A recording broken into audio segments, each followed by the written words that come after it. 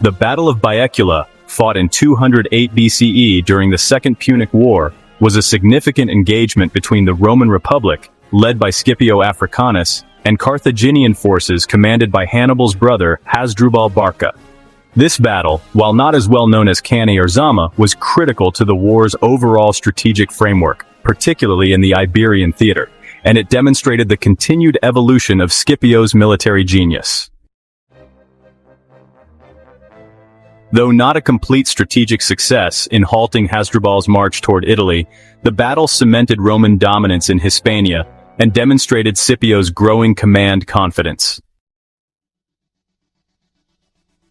By 208 BCE, the Second Punic War had been ongoing for a decade. Following Hannibal's early victories on Italian soil, including Trebia, Lake Trasimene, and Cannae, Rome shifted its strategy to a long-term war of attrition.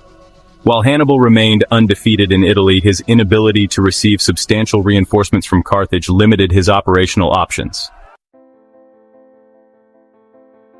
Most Carthaginian resources, troops, and funds came from Hispania, which is modern-day Spain and Portugal, where Hannibal's family, particularly his brothers Hasdrubal and Mago, had established a strong base of operations. Following the disastrous Roman defeats in Hispania in 211 BCE, in which Gnaeus Cornelius Scipio was killed, the Roman presence in the region nearly vanished. However, in an audacious move, the Senate appointed the young Publius Cornelius Scipio, the son and nephew of the fallen generals, to take command. Despite his youth and lack of formal office, Scipio quickly restored Roman fortunes on the Iberian Peninsula.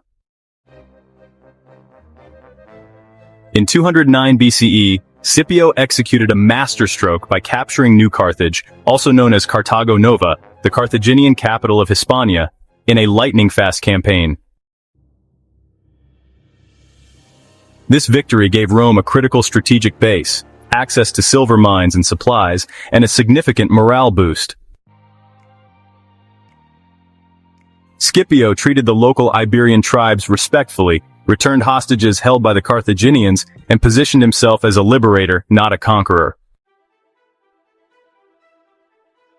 As a result, many Iberian tribes allied with or grew closer to Rome. By 208 BCE, Carthaginian power in Hispania was divided between three commanders: Hasdrubal Barca in the north, Mago Barca along the coast, and Hasdrubal Gisco in the south. Among them, Hasdrubal Barca was regarded as the most capable, and he sought to support his brother Hannibal in Italy. The Carthaginian leadership's strategic goal was to coordinate their forces and eventually apply pressure on Rome from multiple fronts. Hasdrubal's army in the upper Guadalquivir Valley, which is modern-day Andalusia, was Hispania's most powerful Carthaginian force. He began preparing to march north and cross into Gaul, then Italy.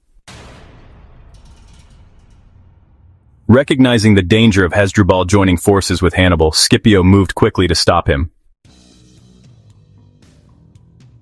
Scipio mobilized his army after learning that Hasdrubal was encamped near Baecula, most likely located in the modern province of Jaen.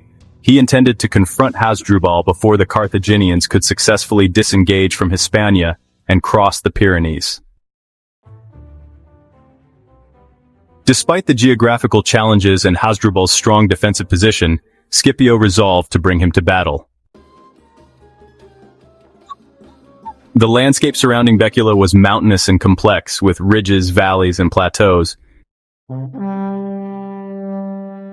Hasdrubal had chosen a naturally defensible position on elevated terrain, with his camp set on a plateau protected by steep slopes and surrounded by rugged hills.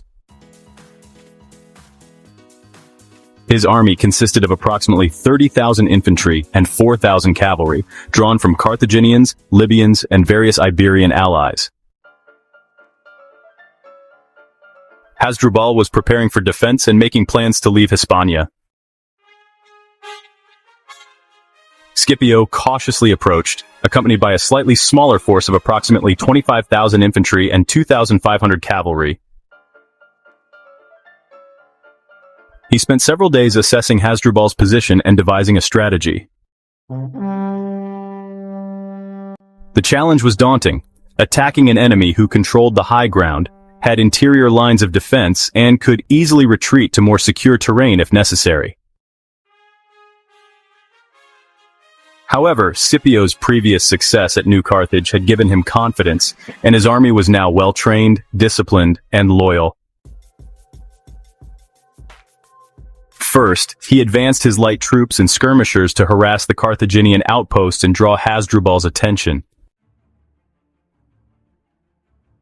These troops were instructed to engage the enemy lines along the slopes, giving the impression that the Roman army was preparing for a frontal assault. Meanwhile, Scipio organized 2 elite detachments of heavy infantry led by his most trusted lieutenants, possibly Laelius and Marcus Junius Silanus, to outflank the Carthaginian position. By moving through narrow paths and attacking from the sides and back, the Roman troops remained united and disciplined despite the steep and dangerous climb,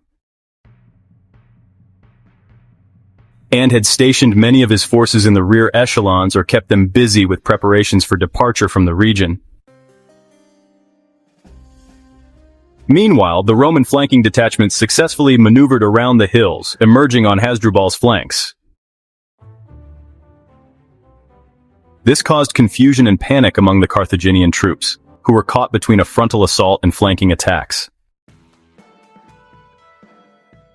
Hasdrubal attempted to rally his forces, but the Romans had breached his outer defenses by the time he could form a coherent response. Many of the Iberian auxiliaries in Hasdrubal's army were already questioning their loyalty and began to crumble under the strain. Faced with encirclement and the threat of total annihilation, Hasdrubal ordered a strategic retreat.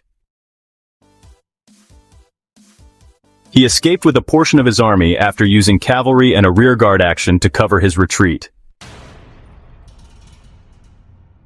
The Romans abandoned and captured most of his heavy baggage, supplies, and siege equipment. Scipio won the battle decisively on tactical grounds.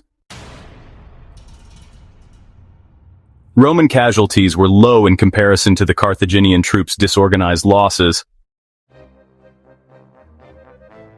Furthermore, the battle solidified Roman dominance in the region and encouraged more Iberian tribes to support Scipio, who had decisively defeated 2 principal Carthaginian commanders in consecutive campaigns. However, the Battle of Baecula was not entirely a strategic success. In this he failed. He crossed the Pyrenees and Alps, as his brother Hannibal had done a decade before, and arrived in northern Italy in 207 BCE. His severed head would be thrown into Hannibal's camp, effectively ending any hopes for Carthaginian reinforcements in Italy. There are several reasons why Hasdrubal was not completely intercepted at Baecula. First, the terrain made it difficult to block all possible escape routes. Second, Scipio may have acted cautiously, knowing that an overly aggressive pursuit in unfamiliar and rugged terrain could result in Roman losses.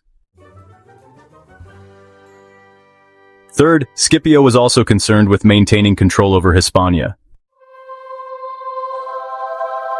Nevertheless, the Battle of Baecula had significant consequences, and freed Scipio to focus on defeating the remaining Carthaginian commanders, Hasdrubal Gisco and Mago Barca. Scipio continued to push southward for the next 2 years, eventually winning the decisive Battle of Ilipa in 206 BCE, signaling the end of Carthaginian rule in Iberia. The Battle of Baecula was pivotal in the Second Punic War's Iberian theater. It demonstrated Scipio's tactical brilliance and helped shift the war's momentum. While Hasdrubal fled, his army was weakened, and the Carthaginian war effort suffered another setback.